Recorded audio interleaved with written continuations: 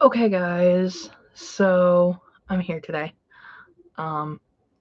Because I wanted to just share a little bit about what Dakota's Corner is and what we're trying to do, and um, yeah.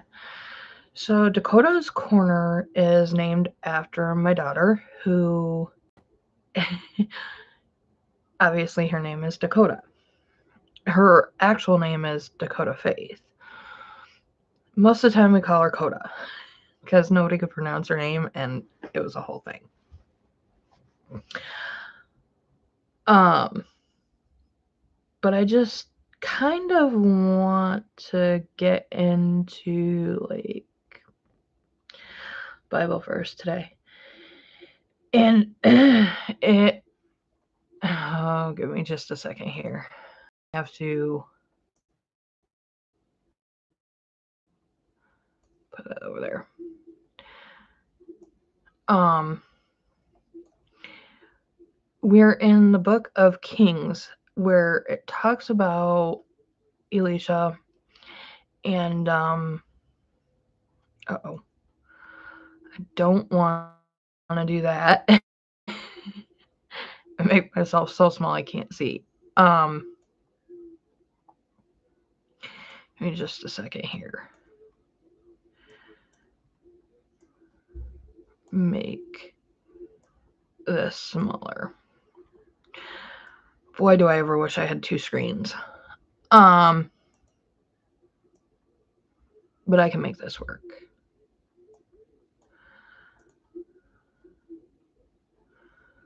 I think.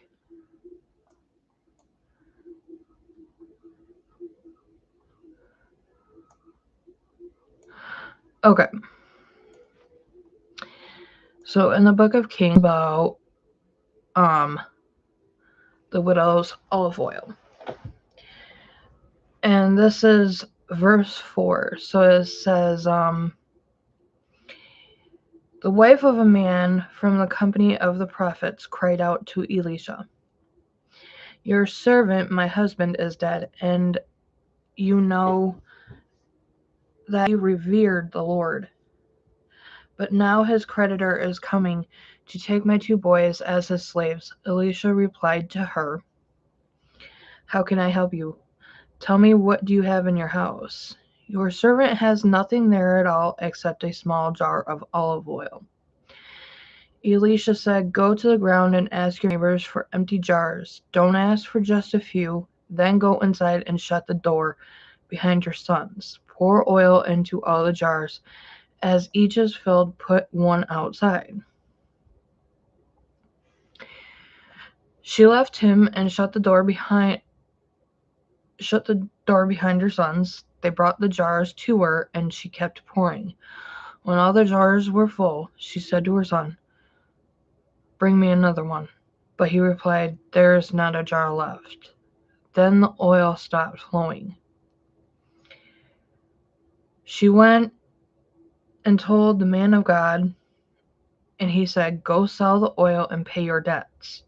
You and your sons can live on what is left." So it goes into verse 8, and um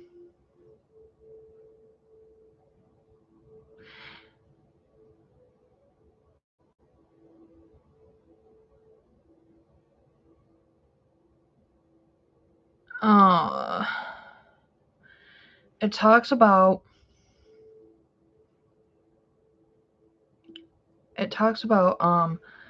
how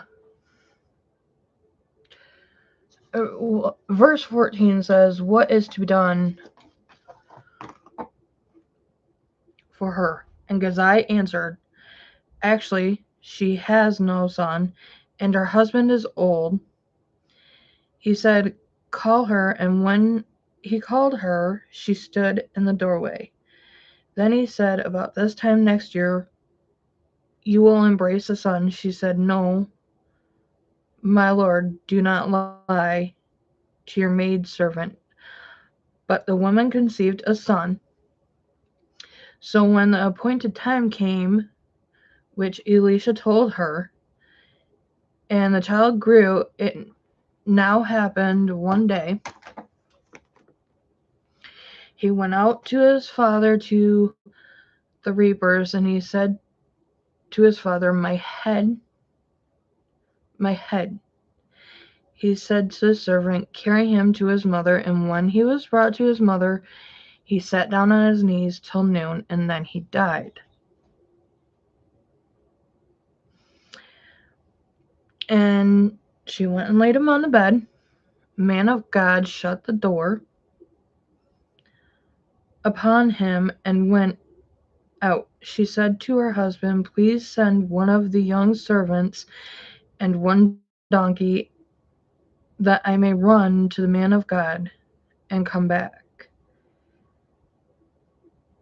So he said, "Why are you going to him? It is neither new moon or Sabbath." Gehazi said to his servant, the woman run now and meet her and say to her, "Is it well with you? Is it well with your husband? Is it well with your child?" She answered, "It is well." She came to the man of God on the hill and caught him by his feet. But Gehazi came near and pushed her away. But the man of God said, "Leave her alone, her soul is in distress. The Lord has hidden it from me. I don't know why. He has not told me. Did I ask a son of my Lord?" Then he said, "Gehazi, get yourself ready and take my staff in your hand and be on your way. And if you meet anyone, do not greet them. If anyone greets you, do not answer them. Lay my staff on the face of the child." The mother of the child said, "As your Lord lives and as your soul lives, I will not leave you." He arose and followed her and laid his staff on the face of the boy. But there was neither voice nor hearing. And he went back and he said, "The child has not awakened." When Elisha came into the room, the child was laying dead on his bed. He went. They were shut in. They shut the doors. Um, the two of them prayed to the Lord. He went up and laid on the child and put his mouth on the child's mouth, his eyes on his eyes.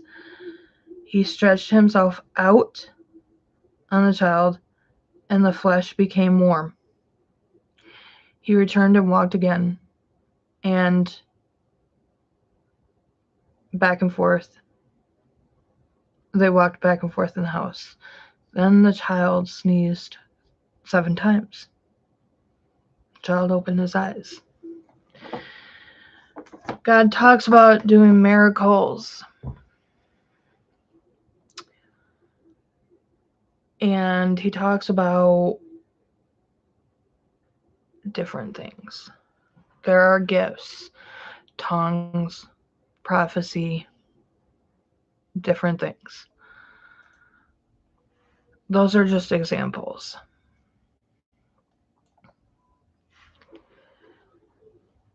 People need to understand he wants us to burn for him, yearn for him, wants us to be close with him. And for me, if I can hand my life over to the Lord, King of Kings, Lord of Lords, I would rather live that way than live in the way of the world. because the ways of the world are dark. Look at how much homeless we have out here. Look at how much people are going without food. These are just a few things. But again, if I can live my life in the Lord and do His work, I'd rather do that. That's kind of what this is all about. Serving Him, doing His greatest good, being in His energy. And spreading His word, discipling, using discernment, using wisdom.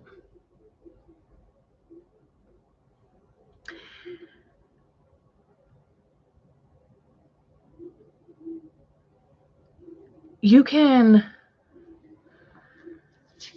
So, for me, I want to go a little bit into this.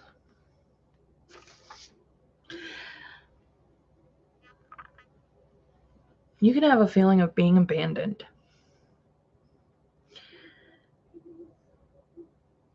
And still have faith.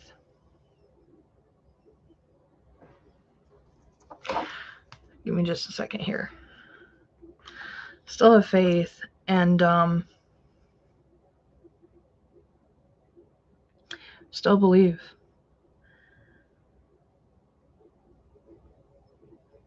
God said, ask and you will receive, seek and you shall find.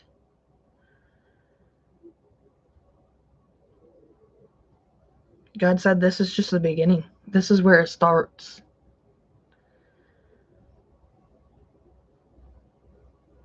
He said, I'm doing something more powerful, more greater, and more than you can imagine.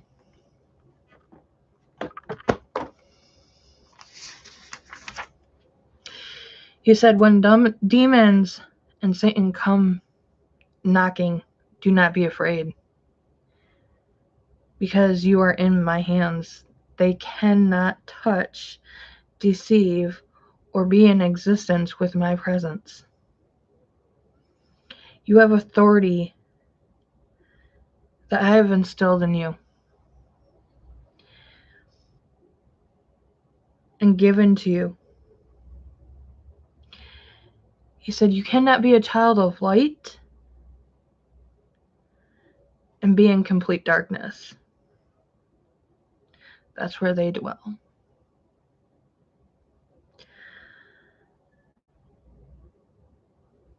He said, I have called upon you to speak my word because you understand, because you know.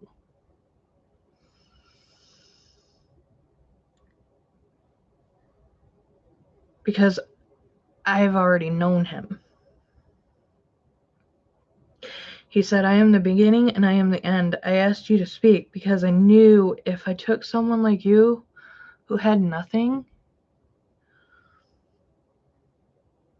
that thought they weren't anybody, who wasn't out to get something out of it, that you thought nobody would listen to you, I asked you to speak because they would know it was my word and it was true. Because if I can do it to my prophets, I can do it to you. If I can do it to strangers, I can do it to you.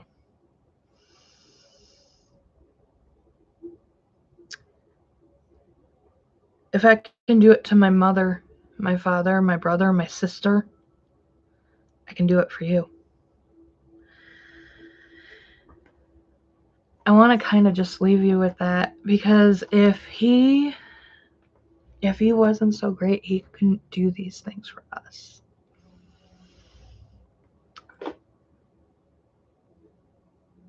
I said to him, who am I to speak? Because I'm just a person.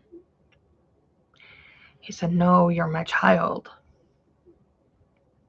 And people who believe in him will listen to what you have to say.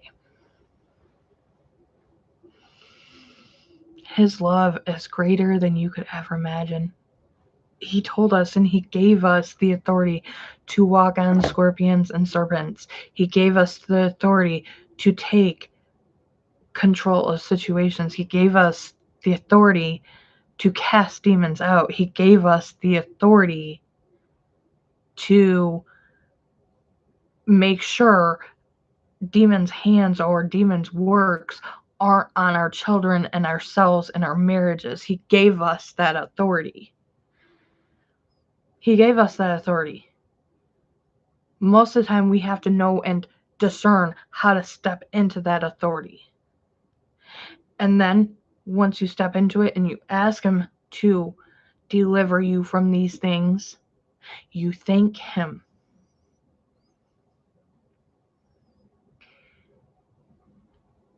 I'm just out here doing what I'm supposed to do, what I was called to do. I don't know how else to be.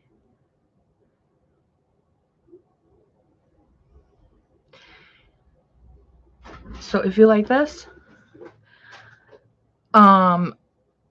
like this video, and we'll be back with another live. So let me know.